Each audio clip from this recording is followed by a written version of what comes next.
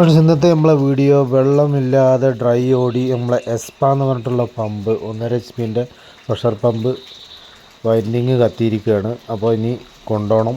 ചിലപ്പോൾ നന്നായി കിട്ടും, അല്ലെങ്കിൽ എനിക്ക് തോന്നുന്നില്ല. ചിലത് മോൾഡിങ് ആണ് വരുന്നത്. അപ്പോൾ വളരെ റെയറായിട്ടാണ് ഇത് ചിലപ്പോൾ നന്നാക്കാൻ പറ്റുക. അപ്പോൾ നമ്മൾ ഇത് മാറ്റി തൽക്കാലം നമ്മുടെ അടുത്തുള്ളൊരു സ്റ്റാൻഡ് ബൈ മോട്ടർ വെച്ചിട്ടുണ്ട്.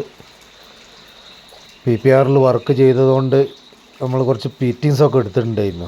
അപ്പോൾ ഇതാണ് നമ്മളൊരു 1/2 HP പ്രഷർ പമ്പ് നേരെ കയറ്റി വെച്ചിരിക്കുകയാണ്. ഒന്നും മാറ്റേണ്ടിയൊന്നും വന്നില്ല. ആ നിലവിലുള്ള അതേമാതിരി തന്നെ ഒരു അഡ്ജസ്റ്റ്മെൻറ്റിൽ അതങ്ങോട്ട് കുടുക്കി കൊടുത്ത്. അപ്പോൾ ഇനി നമ്മൾ എസ്പ നേരെ വൈൻഡിങ്ങിന് കൊടുക്കണം. അപ്പോൾ വൈൻഡിങ് ചെയ്യാൻ പറ്റില്ല എന്നാണ് പറഞ്ഞത്, നോക്കാൻ ശ്രമിക്കാമെന്ന് പറഞ്ഞിട്ടുണ്ട്.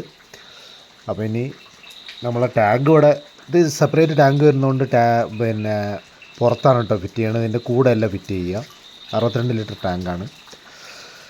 അപ്പോൾ ഇത് ഒരു 3-4 ദിവസം അങ്ങനെ ഓടും, മറ്റേ പമ്പ് നന്നാക്കി കിട്ടുന്നവരെ.